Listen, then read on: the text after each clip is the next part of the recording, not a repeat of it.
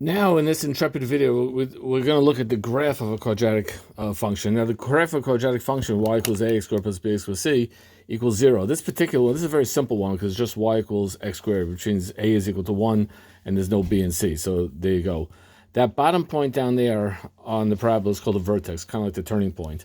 Now, if you have an equation, y equals ax squared plus bx plus c, then the axis of symmetry is going to be x equals negative b over 2a.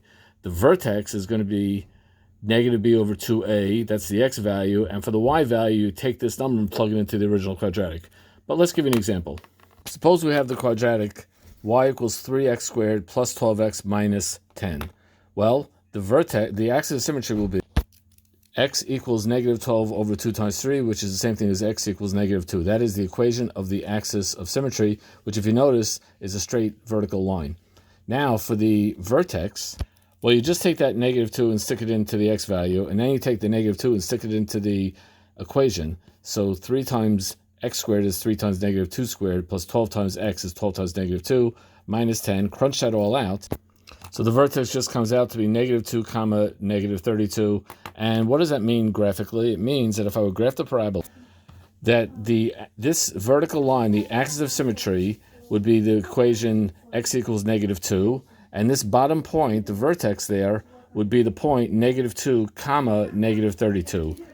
Why is it called an axis of symmetry? Because the right and the left is mirror image around that axis. Now, if we have a parabola, the y-intercept is 0 comma c, where c is that last number right there. And the x-intercept, for the x-intercept, set y equal to 0 and solve for x. Let's look at y equals x squared minus 4x minus 5. The axis of symmetry, I want to get everything. The axis, the vertex, the x-intercept, and the y-intercept.